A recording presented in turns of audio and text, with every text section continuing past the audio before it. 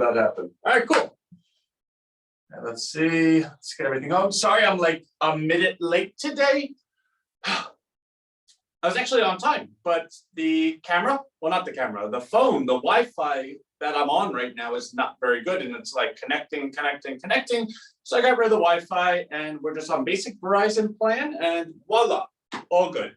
All right, I want to pull up the email from today. So I want to make sure, well, I want to touch on the email today, right?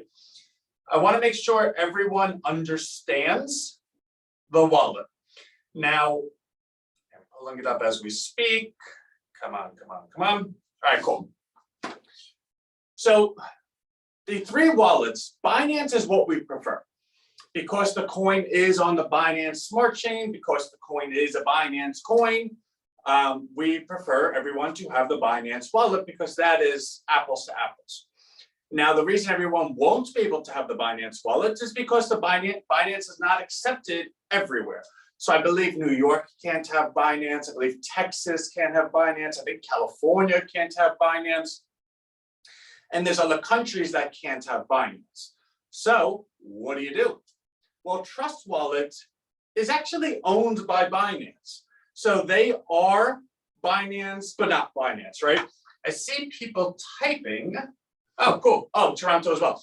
Yeah, so they're Binance, but not Binance, right? They're Trust Wallet, but they're owned by Binance, which means Trust Wallet is essentially Binance because it's all, it's like Trust Wallet's in the living room and Binance is in the kitchen, right? It's like the same house.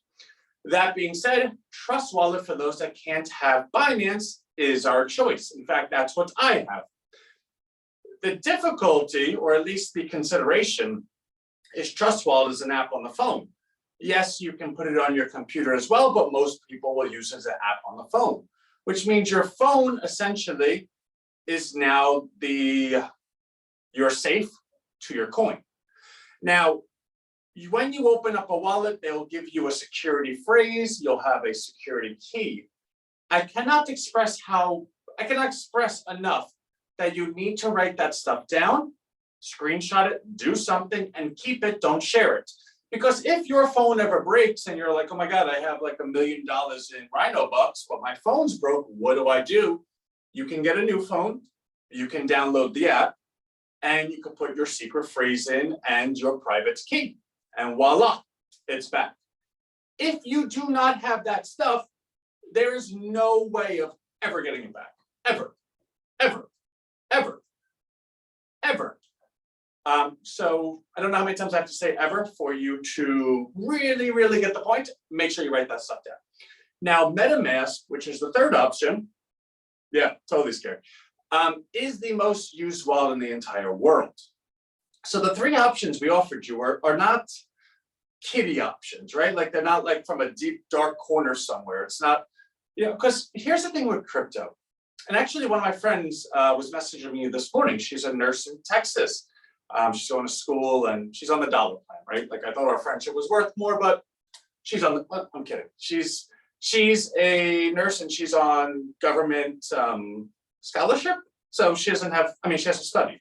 The point being, before I just digress, is she messaged me and she goes, Aunt, do I have the right wallet? And she screenshotted of the Trust Wallet. I said, yeah, really great job. She's like, this crypto stuff is so confusing. Now, the reason I say this is because by all accounts, she's a really, really smart girl. Like she's going to the doctorate program. Like she's a really, really intelligent person. That she's, I think, a couple of years older than me. So she's like 38.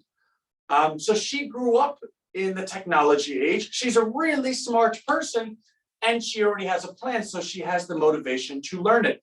Even still, it's confusing to her. The point being, if it's confusing to that individual, and it's confusing to me, it's not like I sit here and know everything about crypto, then it has to, by default, be confusing to those that did not grow up in this age. Because we have the benefit of it being around us, but if I didn't, and I still don't know it, but if I didn't have that benefit, it would be a foreign language.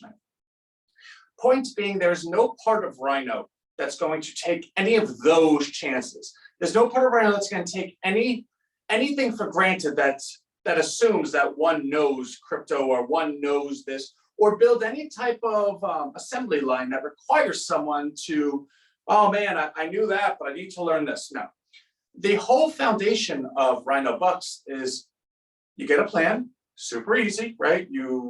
We're hooked up with Stripe, so it comes out your account, and you have a wallet, right? So your wallet is one of the 3 biggest in the entire world. In fact, they are the 3 biggest in the entire world. So they're as safe as apple pie. Although I don't think apple pie is safe, because if it's around me, it's getting eaten. Anthony, please stop. But it's really, really super safe. And once you have those 2 components, you're done. You can manage your plan by signing into your dashboard that we custom coded. It's right there. I have $1. I want to move to $5. Save. Done. Oh, I have a wallet address. Let me copy and paste the wallet address to my dashboard. Save. Done. And now you're literally investing in crypto every single week. And you're doing it in such a mass scale on such a small dollar amount, but very, very large base, that the space is going to be quite high.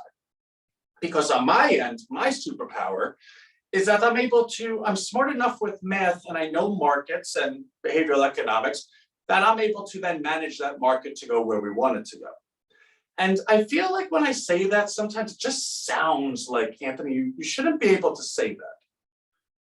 But it's not, because everything that we're doing is completely transparent. You see, what people get in trouble for in the securities industry is acting on information that they don't make public. Conversely, our information is only valuable when it's made public. Therefore, everything we do is for public consumption. Therefore, there is nothing that I'm going to do that's like, oh my God, I didn't know he was doing that. In fact, I want to tell everyone what we're doing, which is why I do every single day. And to be able to manage the market is quite simple. We know how much is going to be bought because we have that scheduled. People are on plans. We know how much is going to be sold because we can take a look at the last 6 weeks, average it out, divide it by the buy amount, and say X percentage is going to be sold. Now, that doesn't guarantee that amount is going to be sold, but it gives us a really fair estimation. And in doing so, we're able to say, okay, all the new buying, so all the demand divided by the supply equals a number. If I have 10 people buying and 1 person selling, the price should be 10. But it's not. We're holding it down. And by doing so, that's how we're managing it down, because we have the billion supply. So every time somebody wants to buy more than the price we want to manage, we just keep selling. And eventually the person's like, all right, I don't have $1 billion to go ahead and eat all that supply. But you know what? I know who does. You, everyone, let's buy here, because they're artificially holding it down. And the second they stop holding it down, they have all these accounts that are just going to buy, and let's get in there. Come on, buy. And then everyone that's buying, we're going to push into a plan. Now, there's 2 ways of buying. A lot of people are going to be able to just buy it on the market, right? Someone stops by, they buy it, they sell it, whatever. So we have to come up with a value proposition. And I'm thinking about it, maybe we'll go ahead and give 5% more coin if you're on the RHINO Retirement Plan, because the whole goal of it is to have so many of those accounts that when the lid comes off, when the billion coin's gone, they're the ones that are just buying. And there is a certain point where you can't combat that. Like, for instance, how many of you have things that you're paying for that you didn't even know you were still paying for? You know, oh my God, I've been paying $7 a month for this. It's been 2 years. Let me see how much I can get back, right? I can't. I've been paying for it for 2 years too long. The point being, even if you want to get rid of something, you can't, because it's automated already. Now, what if it was something that was of such a small dollar amount, you didn't even notice it, didn't even pinch you? Well, that's kind of been the goal of every mastermind criminal ever, right? Like, can we go ahead and take a penny out of everyone's account? Nobody will notice, and we'll have like $1 bazillion.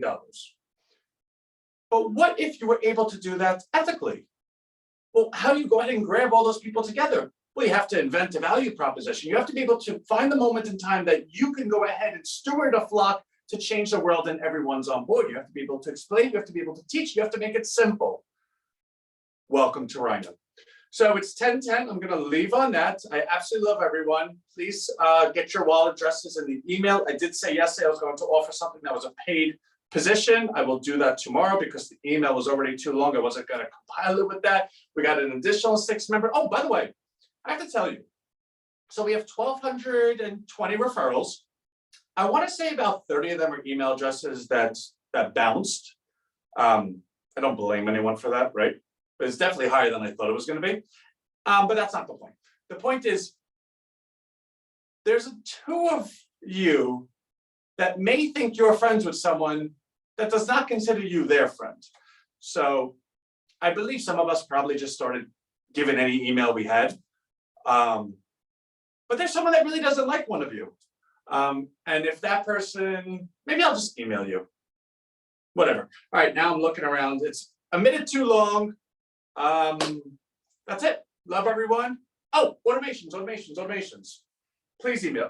It's not you, Michelle. Everyone loves you. Automations will be done Monday. I checked in with Steve. The light bulb just went on. I love it. Oh, welcome, Robbie. Finally. I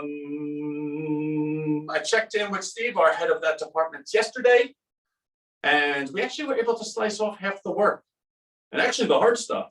So we are absolutely 100% certain automations will be done Monday, which means everyone will finally see it trading on the market, which is super, super cool.